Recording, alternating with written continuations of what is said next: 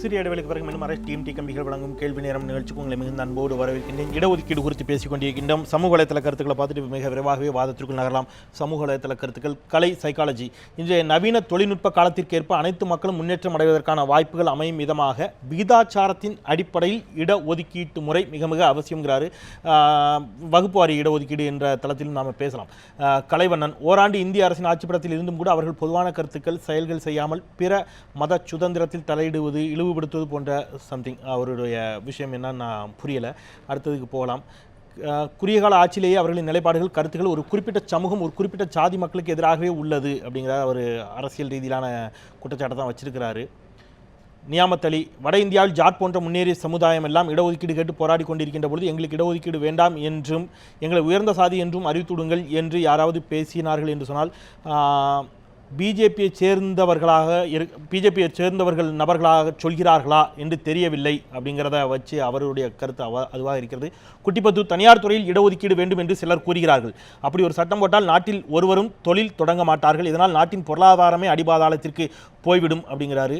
இடஒதுக்கீடு தவறல்ல, ஆனால் அதை அனுபவித்தவர்களை மீண்டும் மீண்டும் அனுபவிப்பதுதான் தவறு. முக்கியமாக ஆசிரியர், மருத்துவம், நீதித்துறை, இராணுவம், காவல்துறை போன்ற துறைகளில் இடஒதுக்கீடு அறவே நீங்க வேண்டும் அப்படிங்கிறது குட்டிபத்தினுடைய வாதமாக இருக்கிறது. வினோத் சொக்கலிங்கத்தினுடைய கருத்தோடு நம்ம நிறைவு செய்யலாம். இடஒதுக்கீடு இதற்கு ஏதாவது கருத்து சொன்னால் எங்களை வன்முறையாளர்கள் என்று சொல்வார்கள் அப்படிங்கிறாங்க. இடஒதுக்கீட்டுக்கு எதிரான கருத்து சொல்வதற்கு கூட அச்சப்படக்கூடிய நிலை தான் நாம் இருக்கிறோமா? நல்லது. திரு வன்னி, விரைவாக நம்ம அடுத்த கட்டத்துக்குள்ள நகரலாம். இந்த 69% இடஒதுக்கீடு என்பது தமிழகத்தில் மட்டும்தான் இருக்கிறது. 50 விழுக்காட்டை தாண்ட வேண்டாம் என்று உச்சநீதிமன்றம் சொன்ன பிறகும் 69 விழுக்காடு இங்கே இருக்கிறது அப்படிங்கிறத அவரும் கூட சுட்டிக்காட்டினார். அதை பெறுவதற்கு எவ்வளவு சிரமப்பட்டோம், எல்லாரும் சேர்ந்து தான், எல்லோருடைய பங்கும் இருக்குன்னு திரு நித்யானந்த் சொன்னார். இதை பற்றி உங்களுடைய பார்வை. உச்சநீதிமன்றத்தினுடைய தீர்ப்பையும் தாண்டி தமிழகத்தில் மட்டும் 69 விழுக்காடு இடஒதுக்கீட்டிற்கான தேவையும் அவசியமும் என்ன? அதுக்கு முன்னாடி நான் அந்த ஒரு சுருக்கமா தங்கராஜ் அவர்கள் சொன்னதில் என்னன்னா சுருக்கமா, ஏன்னா அதில் ரொம்ப முக்கியமான விஷயம் என்னன்னா, அவர் வந்து தனக்கு தீண்டாமையின் அடிப்படையில் எங்களுக்கு இடஒதுக்கீடு அப்படிங்கிறது எங்கள் எஸ்சி பட்டியலில் சேர்க்கக்கூடாது அப்படிங்கிறது இருக்குல்ல. இன்றைக்கி வர கண்டதேவியில் வந்து அங்கே போய் தேர்வு வடம்பிடிக்க முடியாது. அது ஒரு விதமான என்னென்னா, முழுமையாக தமிழகத்தில் பல்லர், பறையர், சக்கிலியர் இந்த 3 சமூகம், அவர் தேவேந்திர உளவாளர்களாக சொல்லட்டும், இல்லை அருந்தியர்கள் சொல்லலாம், எது வேணாலும் சொல்லலாம், பெயர் மாற்றத்தின் மூலமாக வந்து எஸ்கேப் ஆக முடியுமே ஒழிய அதனுடைய ஒடுக்குமுறையை வந்து நம்ம வந்து எதிர்கொள்ள வேண்டியது தான் பிறருடைய கட்டாயம். இவர் வந்து தான் ஒருத்தர் மட்டும் இந்த சமூகத்தினுடைய பிரதிநிதியாக இல்லை. இன்றைக்கி நான் வரும்போது தமிழக முன்னேற்ற கழகத்தினுடைய தலைவர் திரு ஜான் பாண்டியன் அவர்களோட நான் பேசும்போது சொன்னேன். நான் இது வந்து அவருடைய சொந்த கருத்து.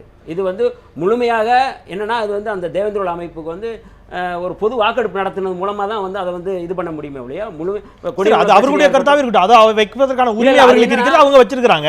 நீங்க அதில் மாறுபடுறீங்க. மாறுபடுறது இல்லை, அது ஒரு சமூகத்துக்கே செய்யற துரோகமான நீங்க முழுமையா பின்னணியில் இருக்கிற ஒடுக்கப்படுகிற மக்களை வந்து வேற ஒரு திசை திருப்பி வேற ஒரு பாதை கொண்டு வர முயற்சி இது. எதிரான ஒரு காரியமாக தான் இருக்கும் அப்படிங்கிறது என்னுடைய 69% இடஒதுக்கீடு. இப்ப என்னன்னா, இதுல வந்து இந்த 69% இடஒதுக்கீடு வந்து இவங்க ரத்து செய்யணுங்கிற சுப்ரீம் கோர்ட்டில் கொண்டு வரது அப்படிங்கிறது என்னன்னா, இடஒதுக்கீடு அப்படிங்கிறதே வந்து இது வந்து சலுகை இல்லை, அது ஒரு சமூக நீதி கோட்பாடு தான். நீங்கள் எந்த அடிப்படையில் வந்து இடஒதுக்கீடை பண்ணணும் அப்படிங்கிறது முன்னால் வந்து நம்ம புரட்சியாளர் அம்பேத்கரும் தந்தை பெரியார் அவர்களும் வரையறுத்திருக்காங்க. மிகவும் எல்லா இடங்களையும் வந்து புறக்கணிக்கப்பட்டு எங்கேயுமே வந்து கிடைக்காம இருக்கிற மக்களுக்கு அதை கொடுக்கணும் அப்படிங்கிறத இது மிகவும் முன்னேறியவர்கள் வந்து இது இன்றைக்கி மட்டும் இல்லை, 2012 அவங்க வந்து வழக்கு போட்டிருக்காங்க. அந்த வழக்கில் அன்னைக்கு வந்து கொடுக்கணும் அப்படின்னு சொல்லியிருக்கிறாங்க கோர்ட்டில்.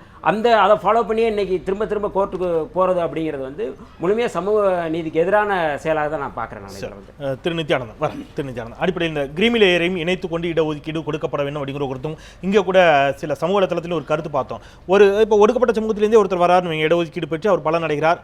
தொடர்ந்து அவருடைய வாரிசுகள் பலம் பெற்று அதன் மூலமாக பயனடைந்து கொண்டே இருக்கிறது ஒரு பக்கமும் பார்க்குறோம். இன்னொரு பக்கம் அதே ஒடுக்கப்பட்ட சமூகத்தைச் சேர்ந்த யாரோ ஒரு கூலி தொழிலாளியோ உடல் உழைப்பு தொழிலாளியோ அதை பற்றி விழிப்புணர்வு இல்லாமல் அந்த சமூகம் முதல் தலைமுறை கல்வியை கூட பெற முடியாமல் அப்படியே இருக்கக்கூடிய சூழலையும் பார்க்குறோம். இந்த மாதிரியான வேறுபாடுகளை களைய வேண்டும் அப்படிங்கிற ஒரு கருத்தும் வைக்கப்படுகிறது. இதெல்லாம் எப்படி சரி செய்வது, எப்படி களைவது உங்களுடைய பார்வை? நிச்சயமாக அந்த கருத்தில் முழுமையான உடன்பாடு எனக்கு இருக்கிறது. இடஒதுக்கீட்டு சமுதாயத்தை சார்ந்தவர்கள் முன்னேறி இருக்கக்கூடியவர்கள், அவர்கள் சமுதாயத்தை சார்ந்த இன்னும் மேலே வராத இருக்கக்கூடியவர்களை கைப்பிடித்து தூக்கிவிட வேண்டும். அந்த காரியத்தை செய்கின்ற வரை இந்த சமுதாயத்திலே இந்த விழுக்காடு கூடாது, இப்படியே இருக்கும். எப்படி முன்னேறியவர்களாக இருந்து கொண்டிருக்கிறார்களோ அப்படித்தான் இருப்பார்கள். எனவே இதில் மாற்றம் கொண்டு வர வேண்டும் என்று சொன்னால் நிச்சயமாக பின்தங்கி இருக்கக்கூடியவர்களை கைதூக்கிவிடக்கூடிய வேலையை அந்த சமுதாயத்தை சார்ந்தவர்களை முன்னின்று செய்ய வேண்டும். இந்த பின்தங்கி இருப்பவர்கள் அப்படிங்கிறத வரையறைய நம்ம எதை வைத்து கணக்கிடுவது? சமூகம் சார்ந்தா, சாதி சார்ந்தா, பொருளாதாரம் சார்ந்தா அப்படின்னு சமூகத்தில் இன்றைக்கு இருக்கக்கூடிய இடஒதுக்கீட்டிலேயே பின்தங்கி இருக்கிறார்கள் அல்லவா, பொருளாதார ரீதியாக பின்தங்கி ஒரு குடும்பம் மேலே வந்து விட்டது என்று சொன்னால் அந்த ஒரு 7-8 குடும்பம் இருக்கிறது என்றால் அதற்கு மேல் வேறு குடும்பங்கள் உள்ளே வர முடியாமல் அவர்களே ஆக்கிரமித்துக் கொள்கிறார்கள். இந்த உண்மை முற்றிலும் உண்மை. எனவே மிகவும் பின்தங்கி இருக்கிறார்கள் அதே சமுதாயத்தில் என்றால் அவர்களுக்கு உதவுவதற்கு அவர்கள் முன் வருவது கிடையாது என்பதுதான் கசப்பான உண்மை. அதை மானிட்டர் பண்ணணும், அதை மானிட்டர் பண்ணி அதை நிச்சயமாக அதை செய்ய வேண்டும். ரெண்டாவது, இந்த இடஒதுக்கீடு என்பது தீண்டாமையின் அடிப்படையிலையா, ஜாதியின் அடிப்படையிலையா, கல்வியின் அடிப்படையிலையா என்று சொன்னார்கள். இந்த மூன்றையும் போட்டு குழப்பிக் கொள்ளக்கூடாது. தெளிவாக தீண்டாமை என்பது இந்த நாட்டிலே இருக்கிறது. இந்த தீண்டாமையை சார்ந்தவர்கள் கல்வியிலே முன்னேற முடியாமல் இருக்கிறது, அவர்கள் வாழ்க்கையிலே சமூக நீதி கிடைக்காமல் இருக்கிறார்கள். தீண்டாமையின் காரணமாக மட்டுமே தான் இவைகள் எல்லாம் அவர்களுக்கு கிடைக்காமல் போயிற்று என்பதுதான் வரலாறு. அந்த வரலாற்றினால்தான் தீண்டாமை கடைபிடிக்கின்ற சமுதாயத்தில் இடஒதுக்கீடு என்று டாக்டர் அம்பேத்கர் அவர்கள் அறிவித்தார்கள், தெளிவாக அறிவித்திருக்கிறார்கள். மதம் மாறியவர்களுக்கோ வேறு மதத்தை சார்ந்தவர்களுக்கோ இந்த இடஒதுக்கீடு அம்பேத்கர் அவர்கள் அறிவிக்கவில்லை. எனவே இந்த தீண்டாமை பைய அவர் சொல்லுகிறார், பெருமையாகத்தான் இருக்கிறது. அவர் ஒரு சமுதாயத்துக்கு துரோகம் செய்கிறார் என்று சொல்வது நான் ஏற்றுக்கொள்ள முடியாது, அது கண்டனத்திற்குரியது. அவர் ஒரு சமுதாயத்தினுடைய தலைவராக இருக்கிறார், மாநாட்டை கூட்டியிருக்கிறார். எனவே நாம் அவ்வாறு பேசக்கூடாது. நல்ல கருத்தை அவர் சொல்லி இருக்கிறார், அவருடைய கருத்து நீங்க சொன்ன மாதிரி அவருடைய சமுதாய கருத்து. இல்ல இல்ல இல்ல, எனவே தீண்டாமை அவருடைய கருத்து இல்ல, அது அவருடைய கருத்து. நாங்க கூட்டுறோம்ன்றது இல்ல, அழைத்தா அவங்க ஆண்டுதோறும் செய்து கொண்டிருக்கிறார்கள். ஏதோ அமித்ஷா நான் திரும்ப வர திரு ராமசுப்ரமணியன் அவருடைய கருத்து. நான் ஒரு கேள்வி கேட்கிறேன், கேளுங்க. இல்ல என்னன்னா பின்தங்கியவர்களுக்கு இடஒதுக்கீடு வந்து சேர்த்து கொடுக்கணும் அப்படின்ற நான் கேட்கிறேன். இது நீங்கள் வந்து ஏற்கனவே வந்து புறக்கணிக்கப்பட்ட மக்கள் வந்து இன்னமும் வந்து இடஒதுக்கீடு இல்லாமல் இருக்கிறாங்க, அவங்களுக்கான இன்னமும் வந்து மேலே வராமல் இருக்கிறாங்க. அது வரை வந்து எங்களுக்கு இடஒதுக்கீடே வேணான்னு சொல்ல முடியுமா? அவங்க யார் வேணும்?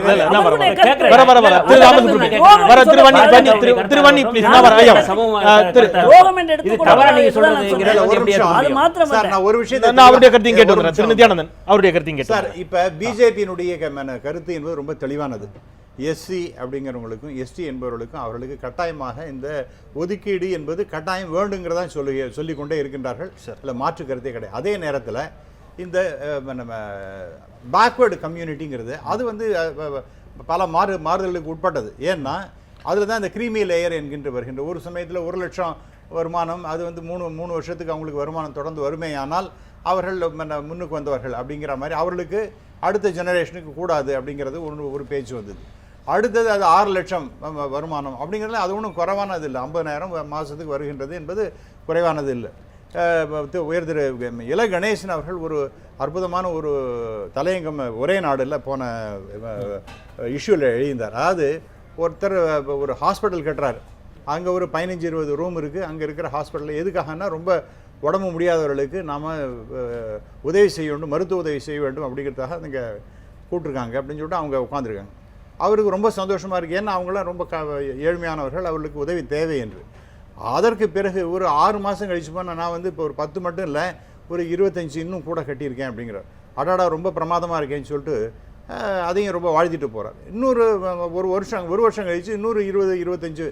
அப்போ முதல்ல ஆரம்பத்தில் இருக்காங்க அவங்களாம் அங்கேயே உட்காந்துருக்காங்க.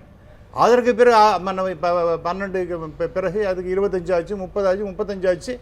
எல்லாரும் அவங்களும் அங்கேயே உட்காந்து, ஏன்னா எங்களுக்கு இங்கே சௌக்கியமாக இருக்குது சார், எங்களுக்கு உடம்பு சரியாக போகிற மாதிரி இருக்கிறதா எனக்கு தெரியல அப்படின்னு சொல்லிட்டு அங்கேயே ஆக்குப்பை பண்ணிட்டு உட்காந்துருக்காங்கிற அதுதான் இந்த கிரீமி லேயர் என்கின்ற அமைப்பு. ஆகவே அது ஒரு விஷயம். இடஒதுக்கீட்டினால் பயன்பெறக்கூடியவர்கள் தொடர்ந்து அங்கேயே அவங்க பாட்டு கல்லு கொண்டு மாதிரி அங்கேயே உட்காந்துருக்காங்க. இடஒதுக்கீடு வேண்டாம் என்று சொல்வதில்லை அப்படிங்கிறீங்க. ஆமா, அவங்க அதைத்தான் அவங்களும் சொல்றாங்க, அதைத்தான் அவங்களும் சொல்லிட்டு இருக்காங்க.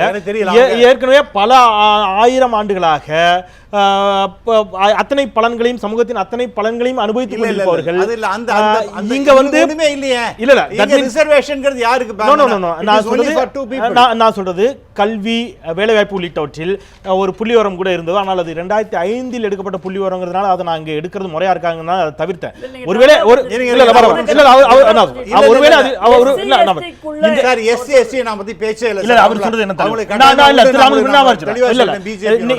இன்றைக்கும் அரசினுடைய உயர் பதவிகள் நீங்க எடுத்துங்க, மேலே இருந்து நீங்க கியூ பிரான்ச் மேலே இருக்கக்கூடிய உளவுத்துறை மத்திய உளவுத்துறையின் மிக முக்கிய பிரிவுகளில் நுண்ணறிவு பிரிவுகளில் பணியாற்றுபவர்களில் எத்தனை விழுக்காட்டினர் எந்த சமூகத்தைச் சேர்ந்தவர்கள் அப்படின்னு கணக்கில் எடுத்தீங்கன்னா அதில் பெருவாரியாக உயர் வகுப்பைச் சேர்ந்தவர்கள் தான் இருக்கிறார்கள்.